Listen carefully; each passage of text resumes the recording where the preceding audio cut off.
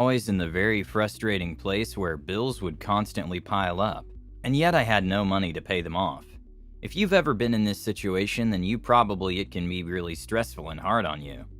The good news is that over time, I did manage to pry my way out of this situation, and you can too.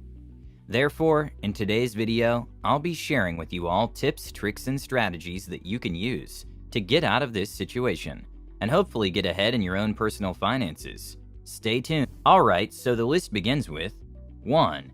Keep track of your spending. You've probably already heard this a million times, and you're gonna hear it again today, simply because it works, and because you're probably not doing it. Basically, it should always be a priority. Make sure that every single penny you spend is clearly accounted for. The basic goal of expense tracking is to find and get rid of inefficient spending patterns in your financial life. Additionally, maintaining control over your finances and encouraging better financial practices, like saving and investing, will come from continuously keeping track of your costs. Basically, in the words of Peter Drucker, if you can't measure it, you can't manage it. So, this is what you should do to get in control of your spending habits. First, analyze your categories of spending to determine which are the most crucial. Perhaps you might even find out that you've been paying for a subscription that you're not using. I know I have, and maybe you are too. Most people consider that cutting back on these non-essential expenses is a wise approach to saving money. You might also want to go for activities that are less expensive, now that you can see where your money is going. And on top of saving money, you'll be getting educated on some of the topics you'll be reading about. So there really isn't much to lose by doing this. 2. Make a budget. I never understood why most people didn't have a budget until recently. You see, most people are worried about all the paperwork to be done to complete a budget. Well, in truth, it's a lot of work, but it is most certainly worth it. You see, you should look at budgeting from a different angle. Look at the positives, and look at how much is it going to benefit you. And once you've got a rhythm going, make sure you stick to it. I've found this to be the only way that works, so make sure you don't lose the momentum. If you create a budget and then store it away in a file or folder on your bookshelf or filing cabinet, it's simply worthless. So make sure you're constantly updating and reviewing it. You can also use digital apps and software to make this task a lot easier. There are a bunch of really good free ones online, which you can find with a quick search. And if you're interested, I created a free savings and budgeting guide, which you can get with the link in the descriptions. 3. Give yourself a limit on unbudgeted spending. Buying something in the spur of the moment that you hadn't budgeted for can be enjoyable and emotionally satisfying. Literally everyone knows that.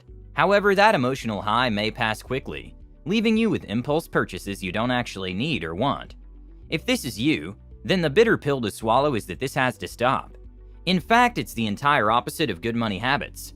Next time you're in the mall, try using the 1% rule for spending money.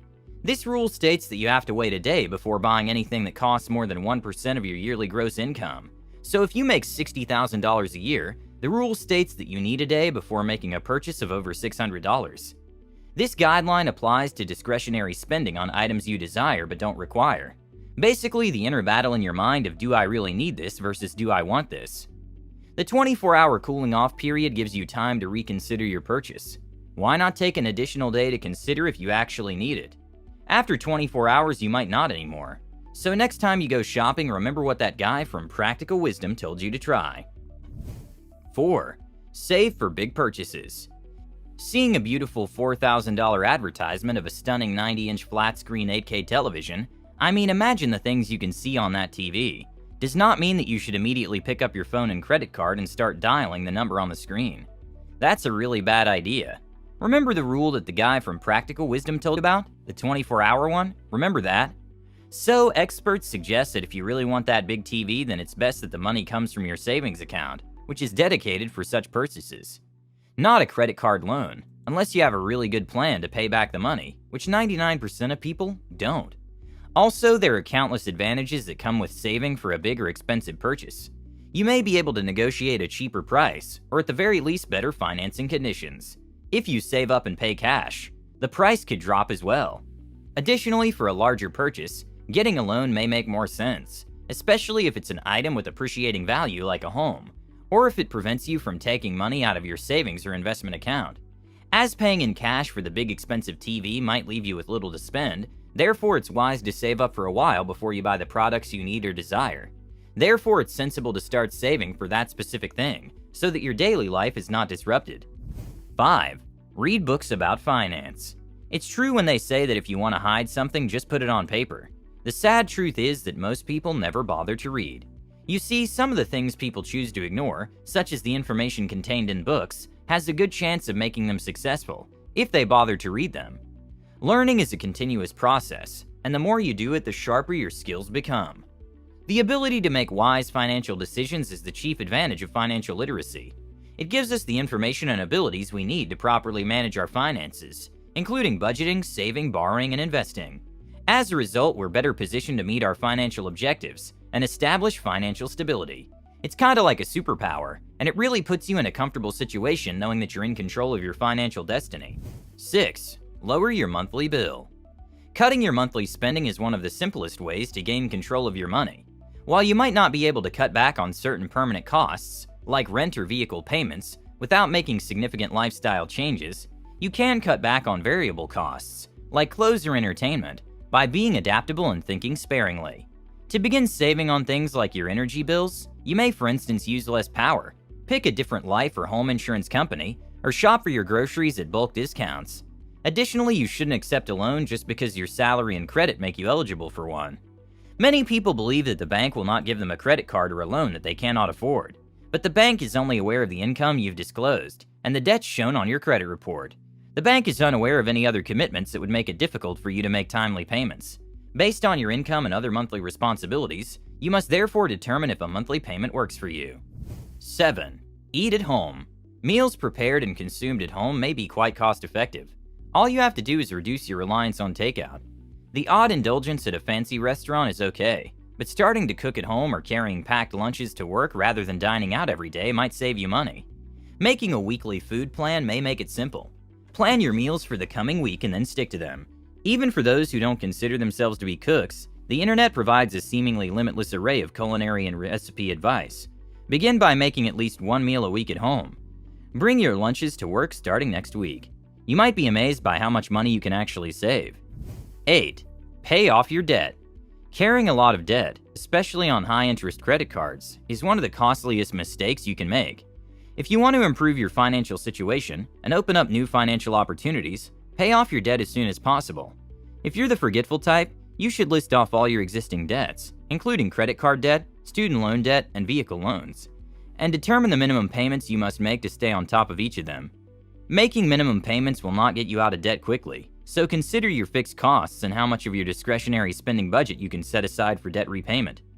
Additionally, you can try to lower the interest rate on the debt by requesting a lower rate from the issuer, merging several loans into one, or moving high-interest debt to a low-interest credit card, such as a balance transfer card, to lower the overall interest rate. Afterward, create a debt repayment strategy and develop responsible spending practices to pay off the debt as rapidly as possible. Your monthly budget will be larger the faster you pay off your debt. As I previously said, paying off credit card debt must be a top priority. Unlike your automobile or house payment, it increases with time and is hard to cut back on. 9. Stop using credit cards. Credit cards are a great and handy tool to have. They're a lifesaver when needed, and they do a great job getting that credit score up. However, for some people, their lack of self-control and an easy and available remedy to their problems in the form of a credit card means that they quick dig themselves into disaster. You could be depending too much on your credit cards. If you're having trouble making ends meet each month, if you continue using your credit cards as a crutch to get by, you'll soon find yourself in debt. Your ability to pay your expenses, save for retirement, or pursue other financial objectives will be constrained as a result of this. So stop using your credit cards if you genuinely want to take charge of your money. To prevent accumulating more debt, in addition to creating a budget so that you don't have to use credit, try switching to cash or debit cards, opening a short-term savings account and using funds from it for major purchases, or leaving your credit card at home. Credit cards have high interest rates that may quickly accumulate debt if not used wisely, and can cause significant stress in the event of an emergency. Because they feel like their money disappears too quickly each month, many people develop the bad habit of depending on their credit cards. They're tapped out and rely on their credit cards to get them through till payday after paying bills, food, rent or mortgage, and other expenses. Instead of relying only on your credit cards to cover expenses, stop using them altogether, until you develop the wisdom and maturity to handle such an instrument. 10. Continue to spend quickly. A spending fast can be just what your personal finances need if you suffer from credit card debt, difficulties paying payments on time, or other financial problems. Basically, going on a spending fast simply means that you're refraining from making any discretionary purchases for a predetermined length of time.